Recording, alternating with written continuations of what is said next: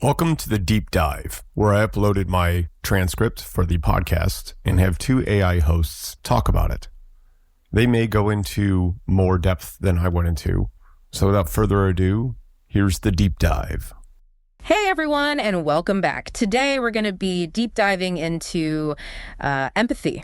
Or more precisely, a lack of it. Yeah. Especially in the context of these things called cluster B personality traits. Yeah, it's going to be a fascinating one. I'm really looking forward to unpacking all of this. Me too.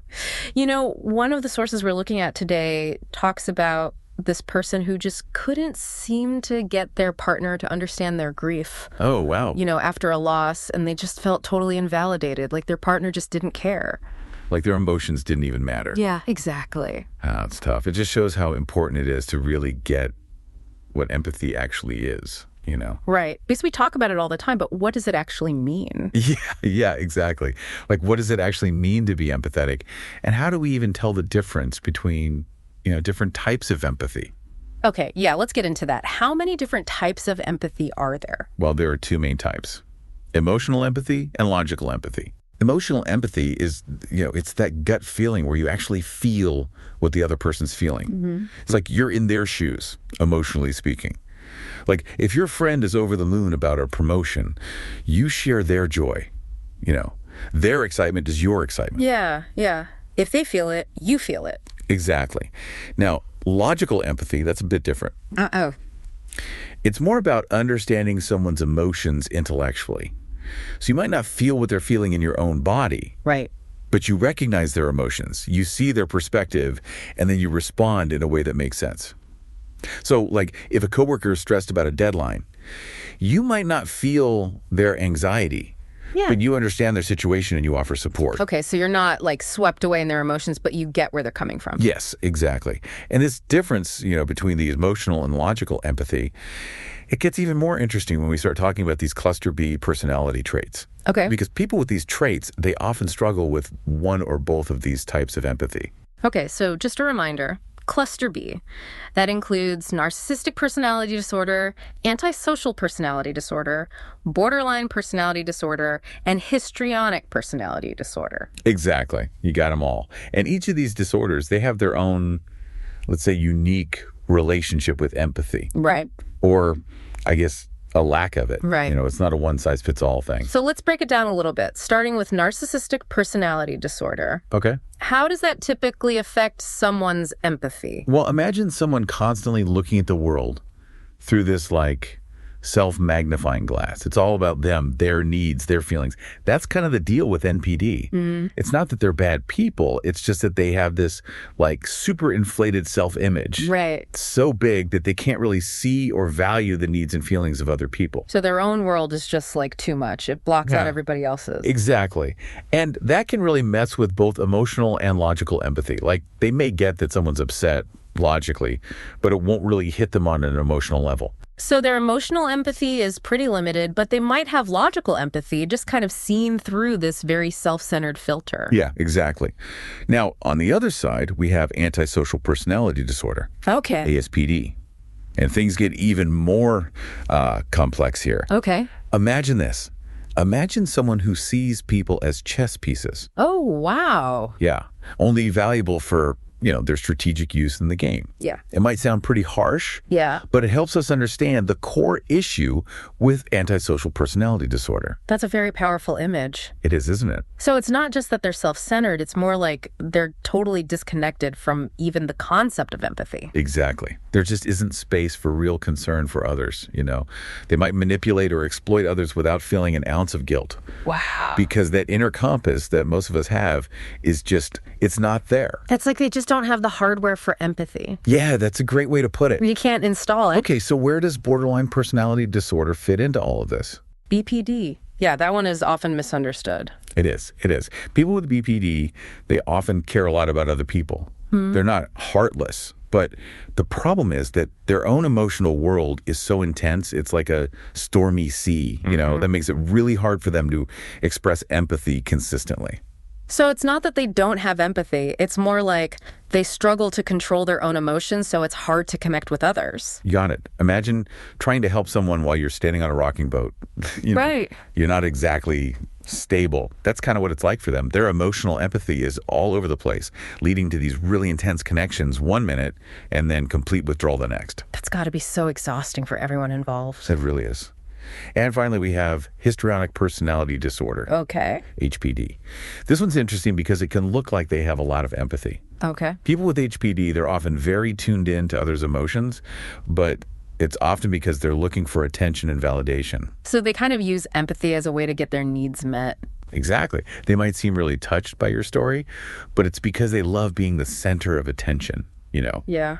the comforter, the one everyone turns to. So it's more like a performance. Yeah, you could say that. They might have logical empathy, but it often gets twisted so they can get attention and validation. Okay, so we've gone over this whole spectrum of empathy, or a lack of it, within these cluster B personality traits. And it's clear that each one has its own challenges and ways that this plays out. But there's something that really stood out to me in one of the sources we're looking at today. And it was this idea that for some people with these traits, there can be moments of regret, even guilt, about their lack of empathy, especially when they're not, in a heightened emotional state. That's a really good point. And it shows just how complex these disorders are. And if you think, what's that internal struggle like for them? How does that awareness or maybe guilt actually affect their actions and relationships? It does, doesn't it? It makes you think. It really suggests that there's a level of self-awareness there that we don't always think about with these disorders. It's not as simple as we think, right? Right. It's not black and white. It's more nuanced than that. It's complicated. Yeah. And it makes me think about this concept I came across a while back, the window of tolerance. Okay. Have you heard of that? No, I don't think so. Okay, well, it's this idea that we all have this range of emotional intensity that we can handle comfortably. So when we're within that window, things are good, we can think clearly, we can manage our emotions, we connect with others, no problem. But when we're pushed outside that window, whether it's stress or trauma or even just strong emotions, things get hard. Our ability to function well gets messed up.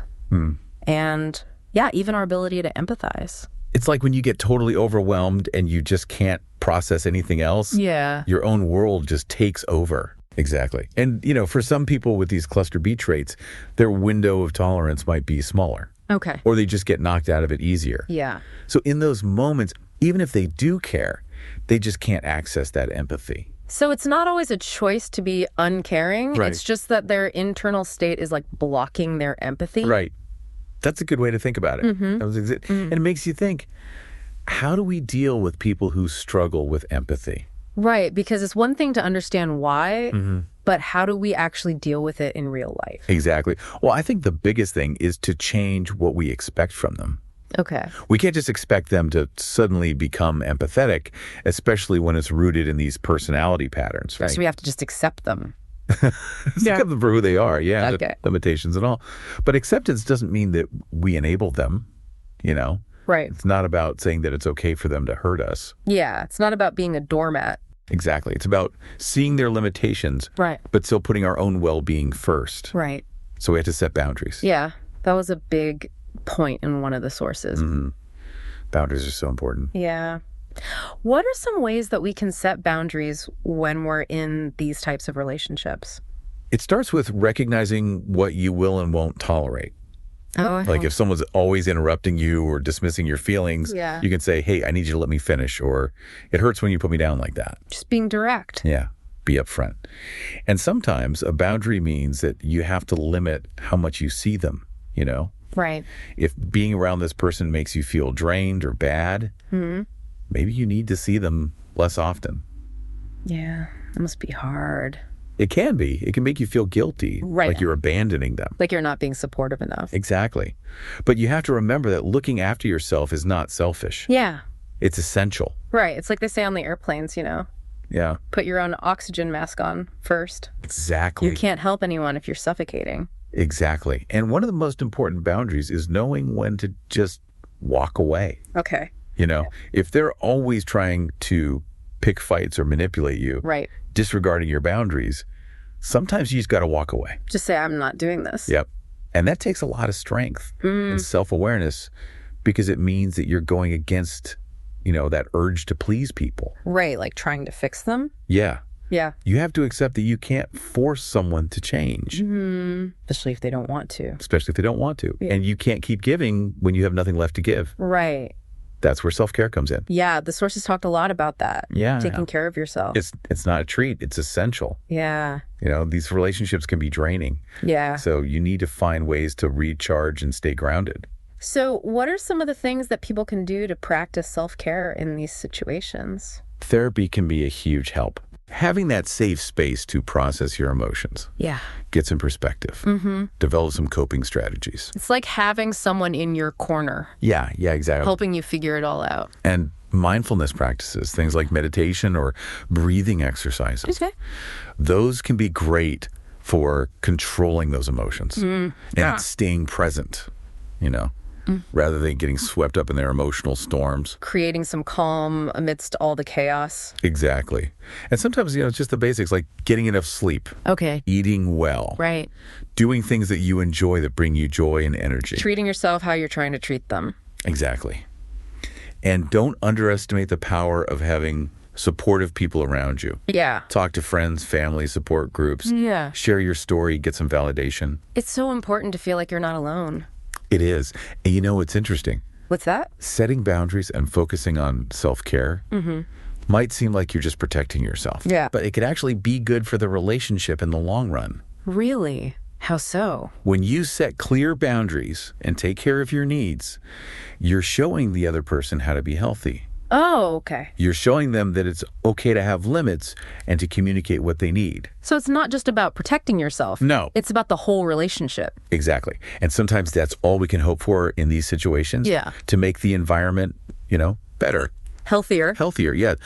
Where both people feel respected, safe, and like they can take care of themselves. So it's not about expecting them to change overnight? No. Like trying to force them into something they're not. Right. It's about meeting them where they are. Okay. With compassion and understanding, but also knowing that you need to take care of yourself. Finding that balance. It's a balancing act, for sure. It's an ongoing process. Yeah. It's not about reaching some perfect state. Right. It's about constantly adjusting. Yeah. Finding that sweet spot between empathy and boundaries, compassion and self-preservation. Oh, well said. Yeah, that's a good takeaway. It is, isn't it? I think that's a great point to end this part of the deep dive on. But before we move on, I want to bring up something from the source material that I found really interesting. Okay, sure.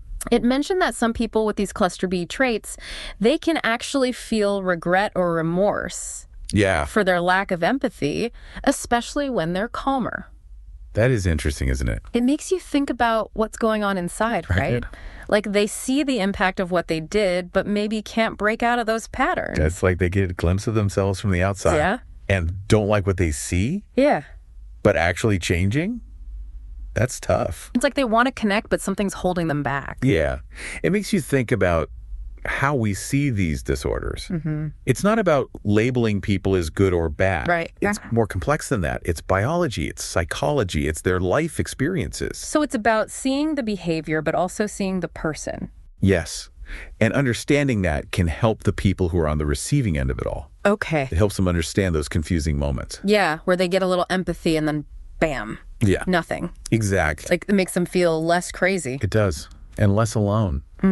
And it can help them be more compassionate without forgetting their own needs and boundaries. Right. It's not about excusing the behavior. Yeah. It's about understanding that it comes from a place of pain. And that can make a big difference. It can. For both people. It opens up the conversation about accountability and healing. Maybe even forgiveness. Yeah. And we've been focusing on the challenges, but don't forget that people with these traits often have strengths too. Yeah, charisma, intelligence, they can be funny. Exactly. They're not just one thing. Yeah. And remembering that helps to keep things in perspective. See the whole person. Exactly.